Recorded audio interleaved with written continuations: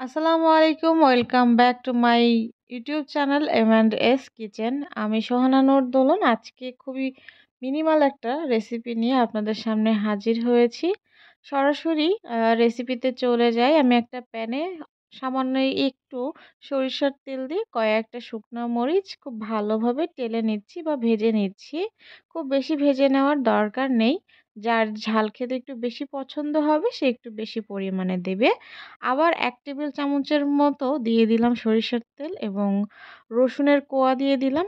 এখানে আমি একটু বড় রসুন নিয়েছি। আপনারা চাইলে ছোট রসুন দিয়েও কিন্তু সেম প্রসেসে রেসিপিটা করতে পারেন। এখন আমি ঢেকে দিয়ে মিডিয়াম টু লো হিটে এই রসুনের কোয়াগুলো ভেজে নিব। এমনভাবে ভেজে নিব যাতে ভিতরে খুব ভালোভাবে সিদ্ধ হয়ে যায়। পানি দেওয়ার কোনো প্রয়োজন নেই। মোটামুটি একটু সময় নিয়ে যদি ভেজে নেওয়া হয় সবথেকে বেশি পারফেক্ট হবে।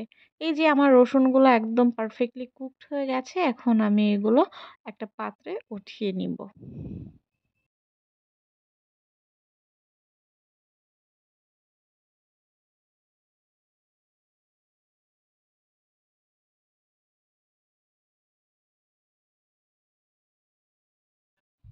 আমি আবারও এর মধ্যে ১ টেবিল চামচের মতো সরিষার তেল দিয়ে দিলাম। এখন দিয়ে দিচ্ছি খুবই সামান্য একটু গোটা কালো জিরা। কালো জিরা দিলে রসুনের ভর্তাটা খেতে অনেক বেশি ভালো লাগে।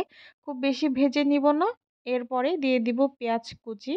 আপনারা পরিমাণ মতো পেঁয়াজ কুচি দিবেন এবং পেঁয়াজ কুচি, কালো জিরা একসাথে খুব সুন্দর করে ভেজে নিবেন। প্রয়োজন হলে আরেকটু তেল এড করবেন। দেখেন আমি একটু লালচে করে ভেজে নিয়েছি। এখন এইটাও আমি উঠিয়ে নিচ্ছি আলাদা একটা পাত্রে।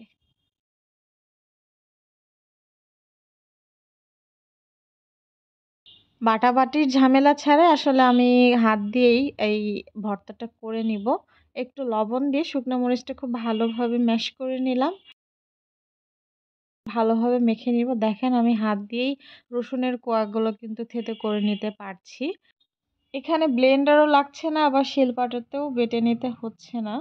এই ভর্তাটা গরম ভাতের সাথে খেতে অসম্ভব মজা লাগে। আমাদের বাসায় মাঝে মাঝেই এইটা করা হয়। অনেক সময় দেখা যাচ্ছে শখ করেও খাওয়া হয়। অনেক সময় দেখা যাচ্ছে তরকারি নেই, কি খাবো, কি খাবো? সেই সময় আমি হুট করে চটজলদি এটা বানিয়ে ফেলি। আমাদের সবাই অনেক বেশি পছন্দ করে।